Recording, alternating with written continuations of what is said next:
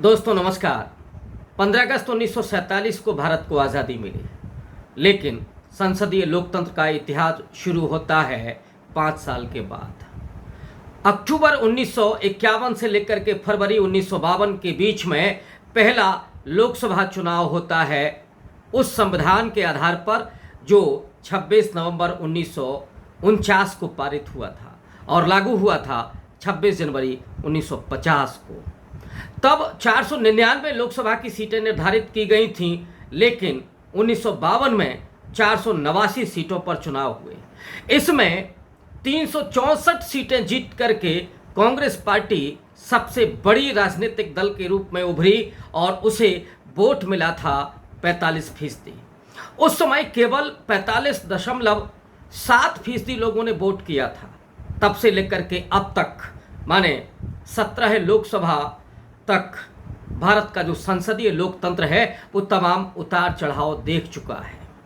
और आज जब अगले वर्ष 18वीं लोकसभा के चुनाव होने जा रहे हैं 23 जून 2023 को पटना में, उसके मद्देनज़र विपक्ष की एक बड़ी गोलबंदी होने जा रही है नीतीश कुमार की अध्यक्षता में, जिसमें 15 राजनीतिक दल सहभागिता करने वाले हैं। उसमें क्या होगा उस पर बात करने के पहले दोस्तों, जो अभी तक का भारत के लोकतंत्र का सफ़र है मैं उस पर थोड़ी सी बात करना चाहता हूँ।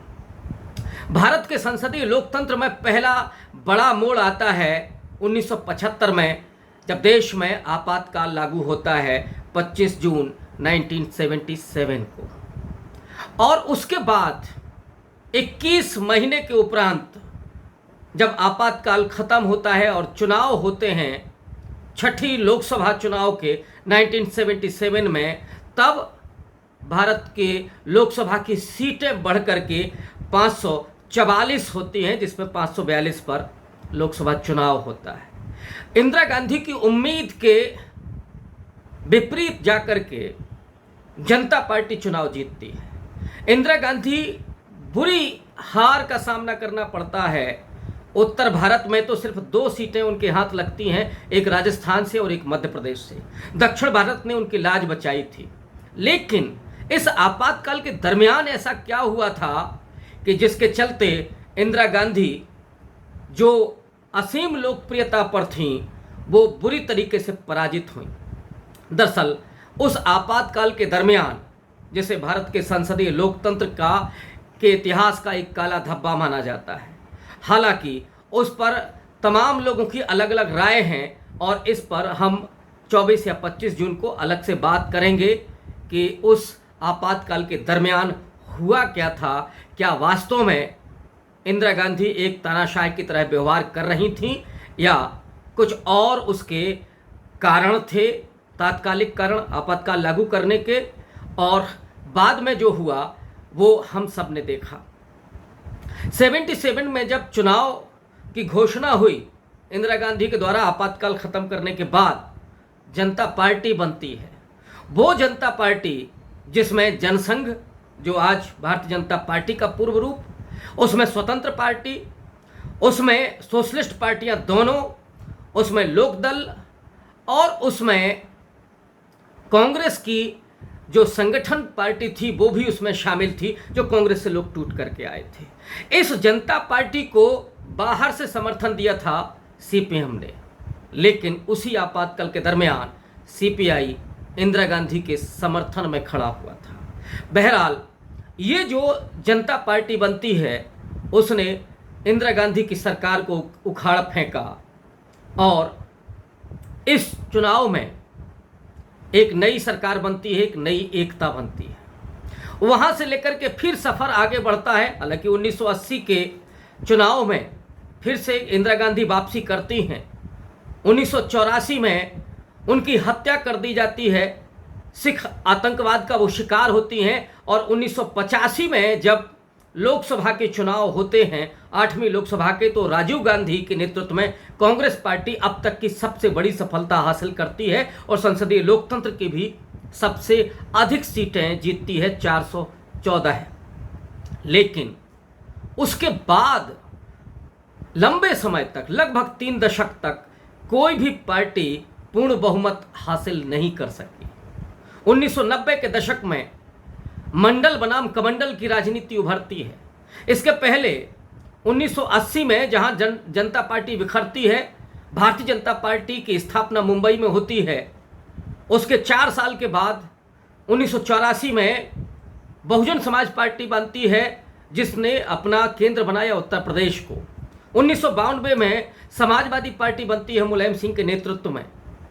ये जो 90 का दशक है, उसमें जो मंडल बनाम कमंडल की राजनीति का परिदृश्य है, उसने तमाम क्षेत्रीय छत्रपों को उभारा और खास करके पिछड़े और दलितों में एक नई लीडरशिप निकल करके आई। उसी दरमियान नीतीश कुमार बिहार में, उसी दरमियान लालू प्रसाद यादव बिहार में एक बड़ी क्षेत्रीय ताकत के रूप में उभरते हैं। और इसके साथ साथ समाजवादी पार्टी, बीएसपी जैसी तमाम राजनीतिक दल उभर करके आते हैं और वो एक नए परिदृश्य को सामने लेकर के आते हैं। और वही इस देश का वाइब्रेंट डेमोक्रेसी है, जिसमें भारत की तमाम विविधताओं के अनुसार, उनकी अस्मिताओं के अनुसार, उनकी क्षेत्रीय जो परिस्थितियां हैं और जो आकांक्षाएं हैं, उनके अनुसार तमाम क्षेत्रीय दल निकल करके आते हैं और वो क्षेत्रीय दल सफलताएं भी अर्जित करते हैं।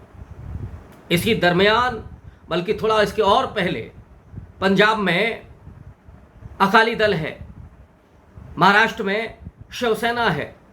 तो ये तमाम राजनीतिक दल उस वाइब्रेंट लोकतंत्र को मजबूत करने के लिए, उसको जिंदा रखने के लिए आते हैं। और ये गठबंधन का दौर है 2014 के पहले तक। संयुक्त मोर्चा की सरकार, यूपीए की सरकार, एनडीए की सरकार इसी दरमियान बनती है। लेकिन 2012 में जब यूपीए 2 की सरकार थी, एक बड़ा आंदोलन शुरू होता है, नागरिक आंदोलन। भ्रष्टाचार के आरोप के साथ अन्ना हजारे आते हैं और उनके साथ बाबा रामदेव, किरण बेदी, न जाने कौन कौन, और एक विवेकानंद फाउंडेशन, जो माना जाता है कि आरएसएस के द्वारा उसको प्लांट किया गया था। उसके पीछे आरएसएस पूरा खड़ा हुआ था, भारतीय जनता पार्टी पूरी खड़ी हुई थी और ये पेशबंदी की गई, शतरंज की पूरी बिसात बिछाई गई, जिसमें यूपीए सरकार पर करप्शन के आरोप लगे और उसके पास कहीं कोई जगह नहीं थी। उसने चुनाव के पहले ही लगभग हार मान ली। दिल्ली में एक नई ताकत उभरती है आम आदमी पार्टी अरविंद केजरीवाल के नेतृत्व में। और 3 दशक के बाद पहली बार जो विवेकानंद फाउंडेशन के जरिए आरएसएस पीछे उस आंदोलन के था, उसने नरेंद्र मोदी को उभारा। एक कारपोरेट हिंदुत्व के रथ पर सवार होकर के नरेंद्र मोदी आते हैं और वो 16वीं लोकसभा के चुनाव में 282 सीटें जीतते हैं, पूर्ण बहुमत हासिल करते हैं 543 सीटों में से। अगला 17वां जो लोकसभा का चुनाव है, उसमें भारतीय जनता पार्टी और भी ज़्यादा सीटें जीतती है, 303 सीटों पर वो बहुमत हासिल करती है। और वहीं से नरेंद्र मोदी और ज़्यादा अपने आक्रामक तेवर में, अपने फासिस्ट रूप में सामने आते हैं। जहां एनडीए को लेकर के वो चल रहे थे, उस एनडीए को तहस नहस उन्होंने कर दिया। उन्होंने ईडी, सीबीआई और आईटी के जरिए तमाम विपक्ष दलों पर हमले करने शुरू किए, उन पर अंकुश लगाने शुरू किए। घोषित रूप से नरेंद्र मोदी ने कहा कि वे कांग्रेस मुक्त भारत चाहते हैं। कुछ उनके और नुमाइंदों ने, उनके प्रवक्ताओं ने तो यहां तक कहना शुरू किया कि अब विपक्ष मुक्त भारत चाहिए नरेंद्र मोदी को एक छत्र शासन करने के लिए। नोटबंदी जैसा फैसला माना जाता है कि इसी के लिए हुआ था कि ताकि विपक्ष की आर्थिक ताकत को नेस्तनाबूद कर दिया जाए। और भी न जाने कितने ऐसे फैसले हुए। तमाम संवैधानिक संस्थाओं को ध्वस्त कर दिया गया, मीडिया घुटनों के बल बैठ गया, संसदीय लोकतंत्र पर एक खतरा फिर से मंडराने लगा। और उसके बाद एक अघोषित आपातकाल को देखते हुए आज विपक्ष फिर से एकजुट होने की कोशिश कर रहा है। परसों माने 23 जून को जब नीतीश कुमार की अध्यक्षता में पटना में ये 15 राजनीतिक दल के नुमाइंदे बैठेंगे, राहुल गांधी, मल्लिकार्जुन खड़गे से होते हुए तमाम, और ममता बनर्जी, संभवतः अखिलेश यादव, अरविंद केजरीवाल, स्टालिन, झारखंड मुक्ति मोर्चा के, ये तमाम लोग जब वहाँ बैठेंगे तो क्या वो विपक्षी एकता हो पाएगी? ये सवाल अभी से उठने लगा है, और इसलिए उठने लगा है कि उसके पहले ही आम आदमी पार्टी के सुप्रीमो अरविंद केजरीवाल ने एक सवाल उठा दिया है कि पहले उस अध्यादेश पर एक राय बननी चाहिए कि वो राज्यसभा में उसका साथ देगा कि नहीं देगा, जो अध्यादेश लेकर के आई है नरेंद्र मोदी की सरकार, जिसमें उनकी स्वायत्तता को छीन लिया गया है। आम आदमी पार्टी के नेता अरविंद केजरीवाल ने कहा कि अगर यहां पर हम एकजुट नहीं होते हैं तो गैर भाजपाई राज्यों पर इसी तरह से अंकुश नरेंद्र मोदी की सरकार लगाएगी। तो एक तरह से ब्लैकमेलिंग पहले ही शुरू हो गई है। क्या अखिलेश यादव और ममता बनर्जी जो अभी दबाव की राजनीति कर रहे हैं, वो कह रहे हैं कि जहां जो क्षेत्रीय छत्र मजबूत है उनके नेतृत्व में चुनाव होना चाहिए। ममता बनर्जी उसी दरमियान निकल करके आ रही थी जो पश्चिम बंगाल में लेफ्ट और कांग्रेस पार्टी को पराजित करके 3 बार उन्होंने बहुमत की सरकार बनाई। वो अब सवाल ये है कि ये जो 15 राजनीतिक दल एकजुट हो रहे हैं, क्या इसे संपूर्ण विपक्ष माना जाए? क्योंकि इसमें चंद्रशेखर राव नहीं है जो तेलंगाना के छत्रप हैं, जिन्होंने टीआरएस की जगह बीआरएस बना लिया है, उनकी भी अपनी महत्वाकांक्षाएं हैं। इसमें जगनमोहन रेड्डी नहीं है आंध्र प्रदेश से। इसमें बीजू जनता दल के नवीन पटनायक भी नहीं है, उड़ीसा के मुख्यमंत्री। इसमें और भी कई राजनीतिक दल जो अभी नरेंद्र मोदी से डरे हुए हैं। मायावती नहीं पहुंच रही हैं। मायावती क्या खेलेंगी या मायावती की राजनीति किस करवट बैठेगी, अभी कोई नहीं कह सकता। तो सवाल ये है कि जिसमें मायावती नहीं, जिसमें चंद्रशेखर राव नहीं, जगनमोहन रेड्डी नहीं, जिसमें नवीन पटनायक नहीं, तो विपक्षी एकता होगी कैसे? क्या नरेंद्र मोदी विपक्ष की एकजुटता को ब्रेक करने में कामयाब हो जाएंगे? अपने ताकत के बल पर, प्रलोभन के बल पर? और सवाल यह भी है कि क्या उस विपक्ष के भीतर जो सवाल हैं, जो खींचतान है, जो बार्गेनिंग है, क्या वो विपक्ष को एकजुट होने देगी? क्या नीतीश कुमार कामयाब हो पाएंगे? और सबसे बड़ी बात यह है कि विपक्ष की जो धुरी है वो कांग्रेस पार्टी है, इससे कोई अब इनकार नहीं कर सकता। कर्नाटक के चुनाव के बाद और उसके पहले मैं बात करूं तो राहुल गांधी की भारत जोड़ो यात्रा के बाद, एक लंबी भारत जोड़ो यात्रा 4000 किलोमीटर से ज्यादा, उसने पूरी धारणा बदल दी। राहुल गांधी अचानक लोकप्रियता के अपने चरम पर पहुंच गए। नरेंद्र मोदी के बरक से वो खड़े होते हुए दिख रहे हैं। मल्लिकार्जुन खड़गे जो उनका तुरुप का इक्का है, कर्नाटक के कोलार से जीत करके आते हैं, दलित समुदाय के हैं, और दलित आदिवासी मिलकर के जो इस देश की तकरीबन 25% आबादी है, उसका सपना है।